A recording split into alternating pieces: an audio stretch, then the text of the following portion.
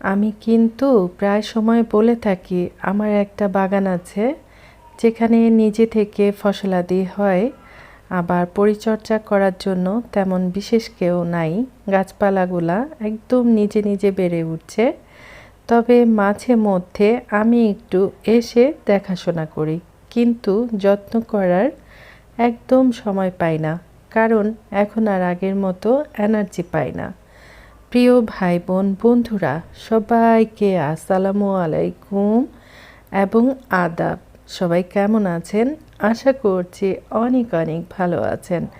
আপনাদের দোয়া আর ভালোবাসায় আল্লাহর অশেষ রহমতে শুকর আলহামদুলিল্লাহ আমি ভালো আছি। এই যে বেল গাছটা দেখছেন, এই গাছটা যখন বুনেছিলাম তখন আপনাদের সাথে শেয়ার করেছিলাম, যেই চাচাকে দিয়ে বুনেছিলাম, চাচার অনেক কষ্ট হয়েছিল এটা টব থেকে উঠাতে, মানে একটা ড্রামে লাগিয়েছিলাম, সেই ড্রাম থেকে উঠাতে। তারপর এই তো আমার বাগানে কি কি গাছ আছে। প্রথমে একটা অনেক বড় লেবু গাছ দেখিয়েছি। লেবু গাছটা বেশ কিছুদিন কলা গাছের চিপায় পড়েছিল, মানে একটা বড় কলা গাছ লেবু গাছের ওপর পড়েছিল, সেজন্য লেবু গাছটা আমি ভেবেছিলাম মরেই গেছে। তো ওই যে যখন এই পাশটা পরিষ্কার পরিচ্ছন্ন করেছি তখন উপরে পড়ে থাকা কলা গাছ ফেলে দিয়েছি। এখন মাশাআল্লাহ সেই লেবু গাছটা অনেক বড় হয়েছে, আর কাঁঠাল গাছটাও অনেক বড় হয়েছে। তবে বেশ কয়েকটা কাঁঠাল গাছ আছে। আর ওই যে প্রথমে বললাম যত্ন করার কেউ নাই, এই যে আমার পেঁপে গাছগুলা, এগুলা আমি কোনো পাকা পেঁপে খেলে সারা বাড়ি ভরে পেঁপের দানা ছিটিয়ে রাখি, যেন নিজে থেকে পেঁপে গাছ উঠে আর আমি মজা করে পেঁপে খেতে পারি। তবে এই যে দেখেন, দুইটা গাছ মানে একটা আরেকটার ওপর পড়ে আছে, কিন্তু এগুলাকে সোজা করে দেওয়ার জন্য কেউ নাই, সেজন্য এগুলা এ ধরনের হেলে দুলে আছে। তো যাই হোক, সবাই কিন্তু গাছপালা ভালোবাসে না বা গাছপালার পেছনে পরিশ্রম করতে চায় না। এক একটা মানুষের ধরন এক এক রকম, তাই না বলেন? তো এই গাছটা একদম বাঁকা হয়ে গেছে, দেখেন কতগুলা পেঁপে ধরে আছে। আমার তো এত বেশি খারাপ লাগে বলে বোঝাতে পারবো না, কারণ ফল ফলাদির গাছ অনেক বেশি বেশি মায়া লাগে। আরেকটা বিষয় হচ্ছে, এই গাছটা আমি রান্নাঘর থেকে প্রায় সময় দেখিয়ে থাকি। আর এগুলা হচ্ছে আরও কিছু কাঁঠাল গাছ। কাঁঠাল গাছের মানে ওই যে দানা খেয়ে আমি এভাবে সিরিয়াল ধরে বেশ কয়েকটা গাছ উঠিয়েছি। এই যে দেখেন, একটা গাছ একদম পাতলা চিকন, অথচ একতলা ছাদের উপরে উঠে গেছে। যখন অনেক জোরে বাতাস হয় তখন এই গাছগুলা হেলে দুলে পড়ে যায়। তো এটা হওয়াটাই স্বাভাবিক, যেহেতু অনেক লম্বা, তারপর খুব বেশি স্বাস্থ্য নাই, বাতাস পেলে তো পড়েই যাবে, তাই না? আর গাব গাছ তো আমার অনেক বেশি পছন্দের। অনেক এই গাছটার মোটামুটি বয়স আছে অনেক দিন আগে, প্রায় 1 থেকে 2 বছর আগে আমি গাব কিনে খেয়েছিলাম। অনেক বড় বড় মাশাআল্লাহ, আর অনেক মিষ্টি গাবগুলা ছিল, সেজন্য দানাগুলা ফেলে রেখেছিলাম। সেটা দেখলাম খুব সুন্দরভাবে উঠে গেছে। আর এটা হচ্ছে একটা পাতাবাহার গাছ। এটা আমি আমার শ্বশুর বাড়ি থেকে একটা ডাল এনে লাগিয়েছিলাম, তারপর মাশাআল্লাহ ভালোই হয়েছে। তাও 3-4 বছর আগে। তো এই এতটুকুন বড় হয়েছে। তো আজকে আমার বাগানে কি কি গাছ আছে সেগুলো আপনাদের সাথে একটু একটু করে শেয়ার করছি। আর এই আমড়া গাছটা তো আমি প্রায় সময় দেখিয়ে থাকি, যেহেতু আজকে মোটামুটি সব গাছগুলা দেখাচ্ছি, সে কারণে আমড়া গাছটাকে আবারও দেখাচ্ছি। প্রিয় ভাই বোন বন্ধুরা, যারা আমাকে দেখছেন বা শুনছেন, সবার কাছে বিনীত অনুরোধ থাকবে অবশ্যই লাইক করবেন। আর কারা গাছপালা প্রকৃতি দেখতে ভালোবাসেন বা আমার আজকের ভিডিওটা আপনাদের কার কাছে কেমন লেগেছে অবশ্যই কমেন্ট করে জানাবেন। কেউ যদি আমার আমার চ্যানেলে নতুন হয়ে থাকেন অবশ্যই কমিউনিটিতে লেটার রাখবেন, কেমন? তো বড় বড় গাছ তো দেখানো হয়ে গেল।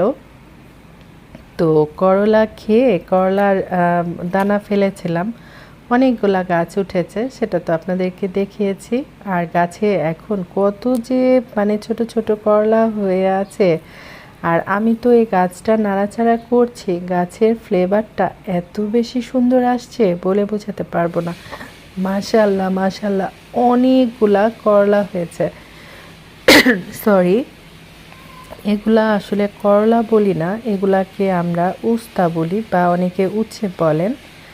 তো এগুলা দিয়ে মাছের ঝোল খেতে কী যে মজা, কী যে মজা! দেখেন, আমি যতই পাতা উল্টে উল্টে দেখছি আর ততই করলার সন্ধান পাচ্ছি।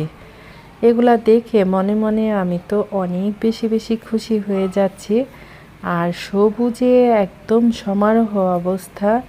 এই উস্তা গাছের পাতা দিয়ে কিন্তু মাছ দিয়ে রান্না করে খাওয়া যায়, আবার কুচি কুচি করে মশারির ডাল দিয়ে বড়া খাওয়া যায়, অনেক সুন্দর একটা ফ্লেভার হয়। তো যাই হোক, উস্তা গাছ অনেক দেখানো হয়ে গেল। তারপর এদিকে দেখলাম একটা মিষ্টি কুমড়ের গাছ, মাশাল্লাহ ভালোই বড় হয়েছে। আমি যেগুলা যত্ন করে লাগিয়েছিলাম সেগুলা দেখলাম সবই মরে গেছে, আর যেগুলা কোনো যত্ন নাই মানে একদম পরিত্যক্ত, সেগুলো আবার খুব সুন্দর হয়েছে। পুঁইশাক গাছটা দেখে খুব ভালো লাগলো, সেটাও একটু ভিডিও করলাম। আরেকটা কথা হচ্ছে, আমি কিন্তু এত গাছপালা চিনি না। এই যে এই গাছটা দেখাচ্ছি, এটা হচ্ছে চিচিঙ্গা গাছ। তো এটা আমি এখানে একদিন এসে পরিষ্কার করছিলাম, তখন আমার পাশের ফ্ল্যাটে ভাবি বলল যে, ভাবি এটা কি গাছ, আপনি চেনেন? আমি বলি না তো। পরে বলে এটা চিচিঙ্গা গাছ। তো অনেক গাছপালাই হয়েছে। তারপর মিষ্টি আলু লাগাই দিয়েছিলাম, এই যে দেখেন কি সুন্দর শাক হচ্ছে। তো যাই হোক, এগুলা ছিল মানে গাছপালার ভিডিওগুলা ছিল দুপুরের পরে রান্নাবান্না শেষ করে ওগুলা ভিডিও করেছিলাম। আর এগুলা হচ্ছে সকালবেলা আজকে অনেক জনম পর চারকোনা করে লাল লাল করে পরোটা ভেজেছি, আর ডিম ভাজি করেছি, আর চা করেছি। এই ছিল আমাদের নাস্তা। তো একটু আগে পরে করে দিয়েছি। সব সময় সবাই তো রান্না বান্না খাওয়া দাওয়া দেখেই থাকে, তো আজকে খুবই ছিমছাম রান্না। কাজকর্ম করতে বিশ্বাস করেন আর নাই করেন, এক বিন্দু ইচ্ছা করে না। শরীর মনে হয় চলতেই চায় না একদম।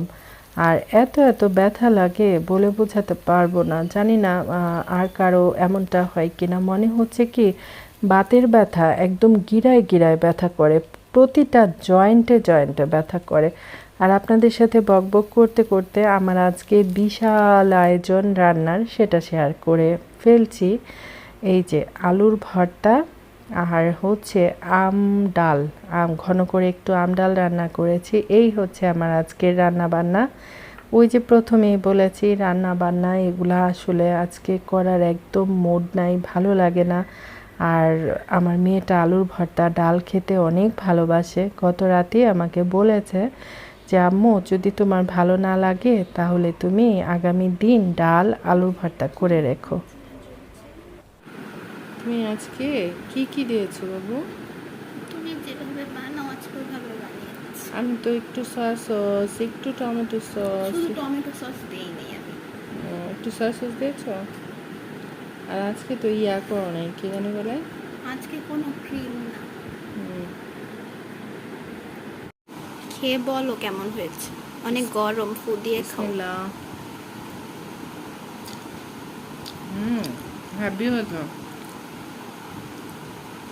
একটু ঝাল ঝাল হয়েছে, কিন্তু কেন যেন মনে হচ্ছে তুমি ক্রিম মানে ক্রিমি ক্রিমি একটা বিষয় আছে। না, আজকে আমি এমন কিছুই দেইনি।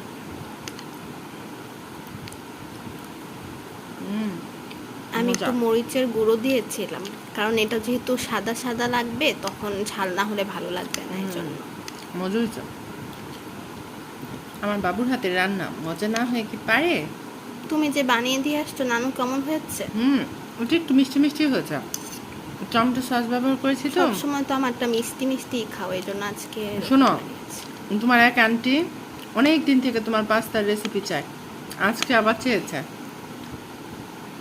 কিন্তু তুমি তো বিরক্ত হও, সেজন্য সম্ভব হয় না ভিডিও করা।